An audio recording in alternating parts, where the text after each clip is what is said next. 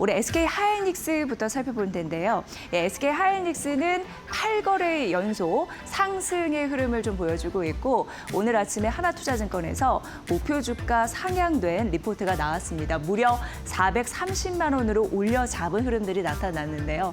사실 SK 하이닉스는 그동안 이익 변동성이 커서 뭔가 경기 민감주로 분류됐지만 이제는 더 이상 아닙니다.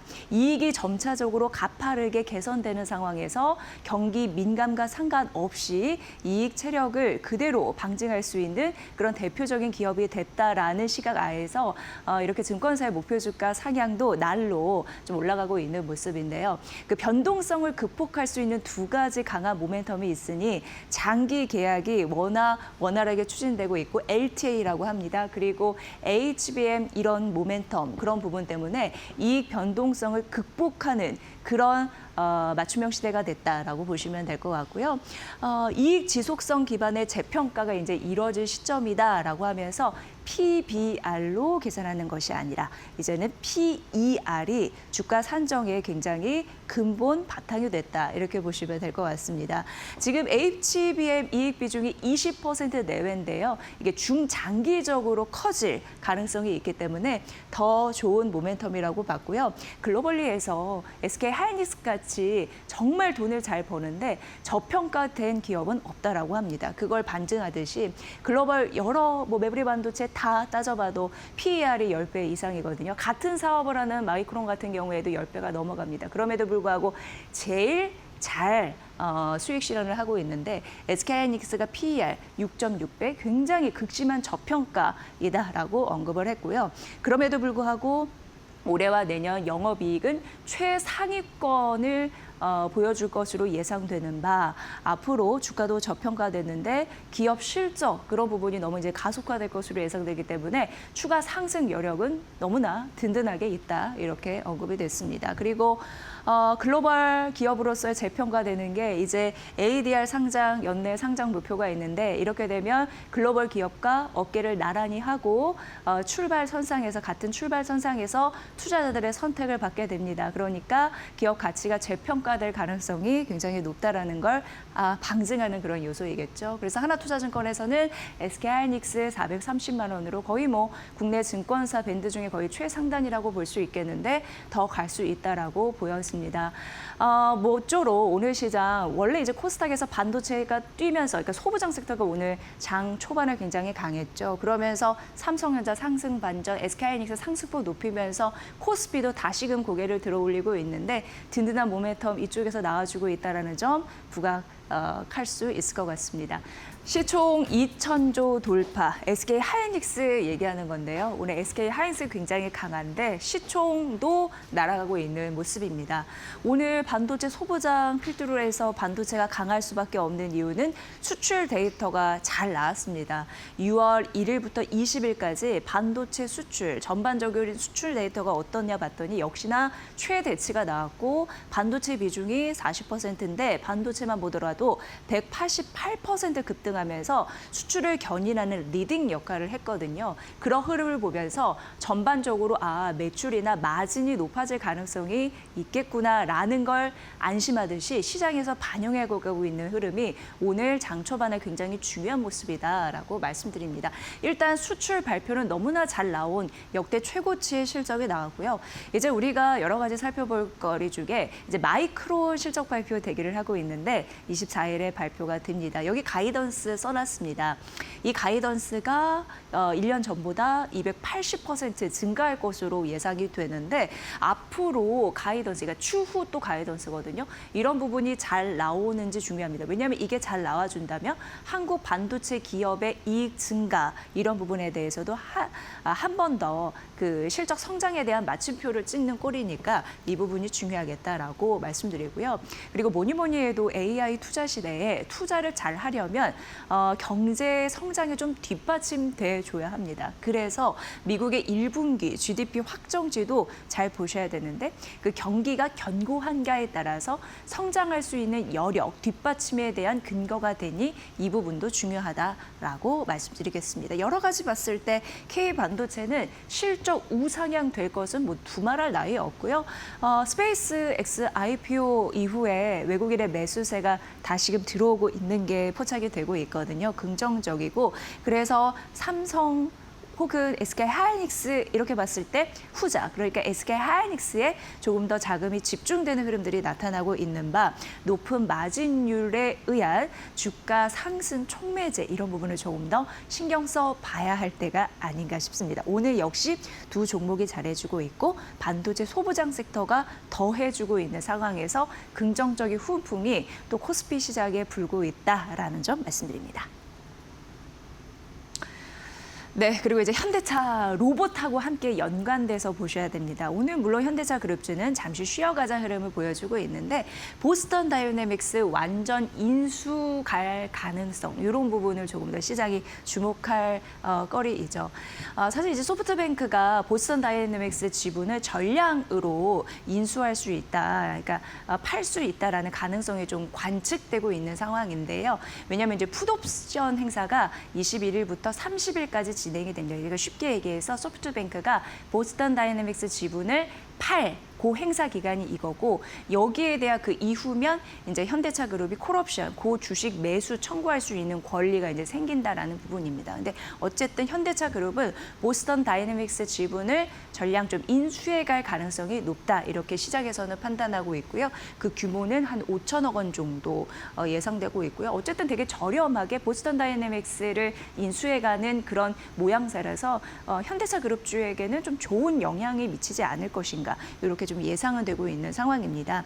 이렇게 되면은 RAI라고 좀 로봇에게 쉽게 얘기해서 강화 학습을 시키는 건데 선행 학습을 못 시키는 연구센터라고 보시면 되는데 그거에 대한 직접 지배력은 낮아질 수 있으나 그래도 보스턴 다이내믹스 그 지분을 이제 더 인수해 오니까 완전 지배력을 확보할 수 있는 그런 가능성이 굉장히 커진 겁니다. 그러니까 쉽게 얘기해서 장기적으로 돈이 많이 드는 선행 연구는 살짝 뒷전으로 가더라도 아틀라스를 상용화시키거나 이거를 빠르게 이제 양산 구축해 가면서 기업의 이미지를 변신시키는 게 현대차 그룹에서 굉장히 중요한데 그런 부분에 대해서 더 힘을 쏟겠다라는 의지로 반영될 수 있거든요. 그런 서사, 스토리텔링을 좀 따라가시면 될 것 같고요. 지금 보스턴 다이내믹스가 국내의 생산망 이런 부분을 좀 검토하고 있는 상황이고 현대차 같은 경우에도 중국, 광저우에 부품 기지를 추진하고 있는 바 이런 소식들이 전해지고 있습니다. 앞으로 3분기 알맥이라고 해서 그냥 로봇 센터라고 쉽게 생각하시면 되고요.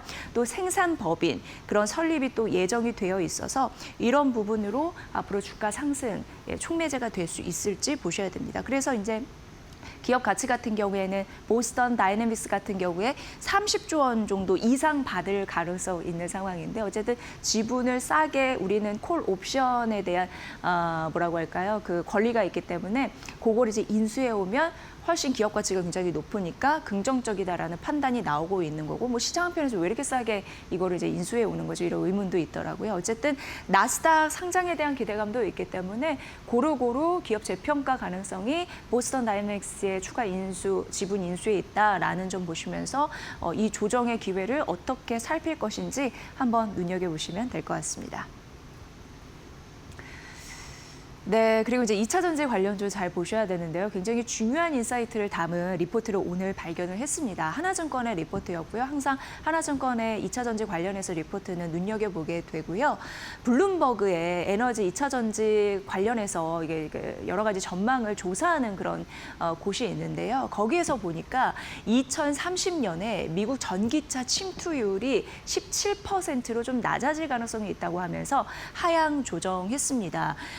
그러니까 미국 전기차 쪽의 분위기는 좋지 않을 가능성이 있구나. 이걸 좀 베이직으로 생각을 해보시면 될 것 같고요. 여기 이제 숫자를 써놨는데 점차적으로 침투율이 좀 줄어들면서 미국 전기차 시장이 그렇게 좀 따뜻하지는 않구나라는 걸 생각하게 되는데 이 67% 같은 경우에는 바이든 행정부 때 22년도 때 이렇게 예측했던 수치인데 그리고 나서 이제 블룸버그 에너지 전기차 조사 업체가 이게 24, 25, 26이거든요. 그러니까 24년도 48%에서 작년에 27%를 또 낮췄고 또 한 번 낮추면서 2030년도에 이게 2030년도입니다. 미국 전기차 시장의 침투율이 17%로 낮아질 가능성이 있다. 이렇게 언급을 했습니다. 지금 전기차가 침투하는 률이 8%에 불과하거든요. 그런데 2030년도에 미국 전기차 침투율이 17%로 낮아지는 바 이렇게 여러 가지 봤을 때 내년 연평균 성장률은 그래도 20% 정도는 지켜주겠네라는 걸 전제로 깔고 보는 거거든요. 그걸 보면은 이제 될 것 같고 올해 보조금이 폐지되는 첫 해입니다. 그렇기 때문에 역성장 한 20% 마이너스 20% 정도 예상되더라고요. 그럼에도 불구하고 하나증권에서는 자율주행 관련해서 모멘텀도 있고 저가 전기차가 확대될 가능성도 있고 그렇다 보니까 올해는 좀 부진하더라도 내년에 미국 쪽에서는 그래도 성장에 대한 드라이브를 걸 가능성이 있다라고 언급했으니까 그렇게 턴 어라운드 되시는지는 지속적으로 보시는 게 좋을 것 같습니다. 그리고 이제 실리콘 응급제를 우리가 왜 봐야 되냐? 그건 이제 이쪽 서사에서 가능한데요. CATL 굉장히 중국에서 큰 기업이잖아요. 근데 거기에 이제 회장이 중국은 중요한 부분이 전고체 배터리가 단기적으로 상용화될 것이다라는 걸 한 2027년으로 잡아놨습니다. 그런데 CATL에서 2030년이 되더라도 전고체 배터리가 단기적으로 상용화될 것이다? 아니다. 그때까지 못한다라고 회장이 직접 나서서 이 발언을 했습니다. 왜냐? 전기차 배터리가 너무 비싸다라는 데에서 어렵다라는 얘기를 했습니다. 가격 문제라는 거고요.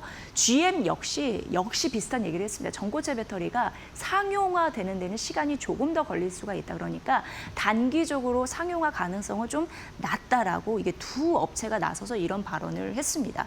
자동차용에서 보면은 굉장히 60kW라고 적어놨지만 고용량의 배터리가 필요합니다. 그래서 배터리가 많이 들어갈수록 이제 전기차의 가격이 굉장히 비싸지는데 전고체 배터리 같은 경우에는 가격 문제가 있다라고 했잖아요. 용량이 늘어나면 전고체에 대한 가격을 더 많이 지불해야 되니까 차체 가격이 더 비싸집니다. 그래서 이게 상용화되기가 어렵다라는 결론이 나오는 거죠. 그래서 5년 내에 뭔가 전고체 배터리가 아무리 열심히 연구 개발을 해봐도 게임 체인저가 될 가능성이 굉장히 제한적이다. 이렇게 지금 현재 주장이 되고 있는 상황입니다. 그래서 결론적으로는 역시나 리튬이온 액체를 기반으로 한 그런 배터리가 쓰이는데 실리콘을 조금 더 넣으면 성능은 개선이 될 수 있거든요. 그러니까 이 말인즉슨 실리콘 음극재의 침투가 조금 더 본격화될 가능성이 있다. 전고체 배터리 조금 뒷전으로 밀어놓고 지금 당장 우리에게 필요한 거는 실리콘 음극재다. 이렇게 얘기를 하고 있습니다. 물론 전고체가 뭐 나쁘다는 거는 아닙니다. 시간이 좀 걸릴 뿐. 왜냐하면 로봇이나 드론 이런 부분에 피지컬 AI에 굉장히 중요한 전고체 배터리의 힘이 있잖아요. 그래서 장기적으로는 그쪽에 쓰임이 있을 건데 지금 단기적으로는 실리콘 음극재가 정답으로 생각하고 투자 전략을 좀 짜야 된다. 이렇게 하나증권에서는 언급했습니다. 결론적으로 봤을 때는요. K배터리는 이상 비중 확대의 전략을 취해야 된다라고 얘기를 했고요. 역시나 가격 매력 있는 상황이고 그러니까 전반적으로 지금 수급 솔립이 반도체로 가다 보니까 2차 전지주가 가지 못했습니다. 그래서 가격이 많이 떨어져 그러니까 기업의 주가가 많이 떨어져서 가격 매력이 있다라는 걸 좀 얘기하는 거고요. 2분기는 오히려 이 셀 메이커가 흑자 전환될 가능성이 있다고 합니다. 그러니까 밸류로 괜찮고 2분기 흑자 턴할 가능성, 실적 이런 무게감이 있기 때문에 K배터리는 지금 비중 확대 전략이 유효하다라는 결론이었습니다. 그러니까 왜 우리가 지금 2차 전지에서 실리콘 음극재를 봐야 되고 또 2차 전지 우리나라의 K배터리의 셀 메이커들이 긍정적인지 하나로 볼 수 있는 좋은 리포트였으니까 이 부분 참고해 보시면 될 것 같습니다. 네, 그리고 이제 삼성생명 오늘 좀 떨어지고 있는데 삼성생명을 새롭게 봐야 한다라는 리포트가 오늘 아침에 좀 눈길을 끌었습니다. 대신증권의 박혜진 연구원 연결해서 삼성생명 목표 주가 상향 소식 알려드리면서 왜 그런지 좀 간단하게 알아보도록 하겠습니다. 연구원님 안녕하세요. 네, 안녕하세요. 대신증권 박혜진입니다. 네, 오늘 리포트 잘 봤습니다. 삼성생명의 목표 주가를 59만 원으로 올려 잡으셨는데 근거 들어보고 싶습니다. 아무래도 이제 삼성생명 본업 가치만으로는 그 시가총액을 산정하는 데는 좀 한계가 있었고요. 전자주가 상승에 이제 생명 주가가 거의 뭐 프록시로서 역할을 하고 있는 상황이기 때문에 자회사 기업 가치를 좀 반영해야 된다고 판단을 했습니다. 그래서 이번에 이제 전자를 비롯한 뭐 화재, 카드, 증권 등 상장사 지분 가치랑 비상장사 지분 가치를 산정을 해서 이번에 새롭게 목표 주가를 제시하게 됐습니다. 네, 상장사뿐만 아니라 비상장사의 가치 모두 올라갔다라는 부분인데 리포트를 들여다보면 기업의 적정 가치 또한 올리셨더라고요. 그리고 삼성전자와 자연스럽게 연동되는 부분이 인상적인데 얼마나 우리가 비중을 둬야 될지 추가적인 설명 좀 부탁드릴게요. 네, 저희가 지금 산정한 삼성생명 기업 가치가 118조 원 정도로 이제 추정을 하고 있습니다. 근데 이 가운데서 전자 지분 가치가 지금 72조 원으로 61%를 차지하고 있거든요. 그래서 사실 궁극적으로는 이 전자 주가에 연동될 수밖에 없다 이렇게 판단을 하고 있습니다. 네, 기업의 가치 산정을 해봤더니 118조 원이고 삼성전자의 비중이 61%다. 어마어마하네요. 이런 부분으로 삼성생명의 목표 주가를 59만 원으로 올려잡았다라는 근거 잘 이해가 됐습니다. 다음에도 좋은 인사이트 부탁드립니다. 고맙습니다.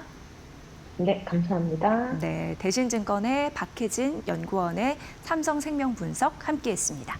자, 뒤이어서 다음 종목 보도록 하겠습니다. 6월의 종목은 이제 6월 잘 마감하셔야 되는데요. 모쪼록 지금 변동성 굉장히 극심하게 쏠려 있습니다. 그래서 이익 추정치가 높고 앞으로 높은 성장률을 지속해서 가져갈 수 있는 기업을 잘 선별하는 게 여러분의 포트폴리오의 성패에 좌우되는 굉장히 중요한 근거가 아닐까 이런 생각을 했고요. 그래서 증권사에서는 S&P 500 기업들과 코스피를 나눠서 설명을 해드렸는데 S&P 500 지수 같은 경우에는 브로드컴 그리고 마이크론 테크놀로지 샌디스크, 버티브, 다나허 제시를 했고요. 우리나라 기업은 삼전 닉스, 하나 에어로스페이스, 현대로템, 효성중공업, 포스코 퓨처엠까지 긍정적이다라고 언급을 했습니다. 변동성이 극심한 거는 아마 투자하시는 분 대부분은 잘 아실 겁니다. 지금 V코스피가 90포인트로 해서 글로벌 금융 위기 때 89포인트였거든요. 그를 상회하면서 그때보다 더 극심한 변동성의 장을 보이고 있다. 이렇게 보시면 되는데요.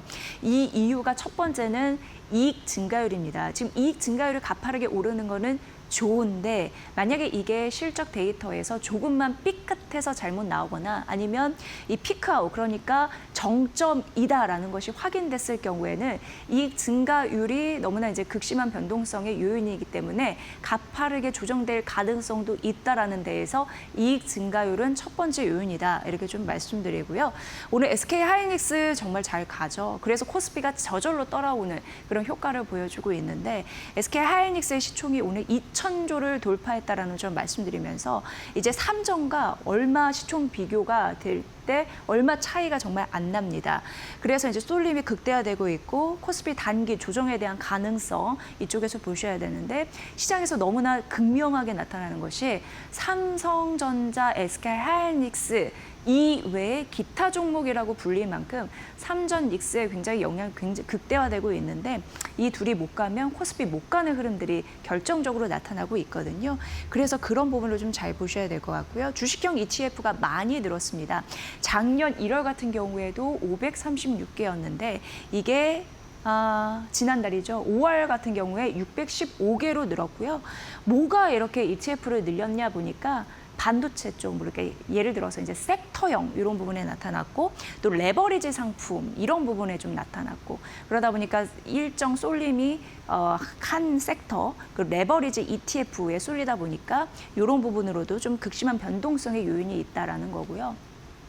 지금 뉴욕에서 우리나라 반도체 종목으로만 구성된 ETF가 또 상장될 가능성이 있잖아요.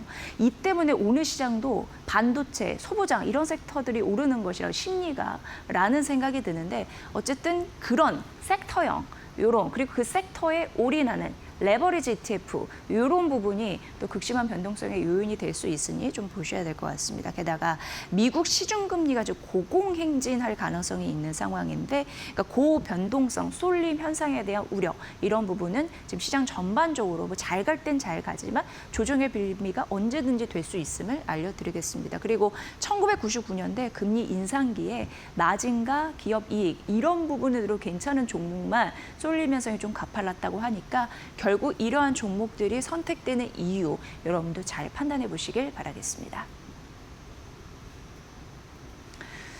네, 환율 하반기 더 오른다, 뭐 이런 이슈들이 지금 나오고 있는데요. 지금 미국과 이란의 지금 속보로 지금 계속 나가고 있지만 이게 하루가 좀 다르게 좀 변화하다 보니까 시장에도 변동성을 주지 않나 이런 생각을 합니다. 일단 하반기는 그렇기 때문에 좀 올라갑니다.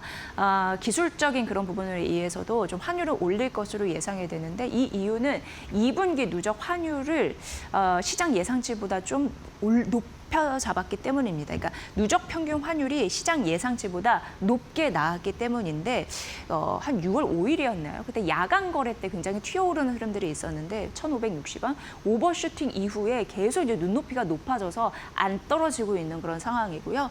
엔화 약세, 메파저 FMC, 케빈 워시 의장 좀 앞으로 행보를 봐야겠지만 계속 강달러 이쪽으로 좀 치고 가다 보니까 환율이 안 떨어지는 흐름들이 나타나고 있습니다. 6월 평균도 1,500원 부근에서 당연히 마무리가 되지 않을까 이런 예상이 되고요.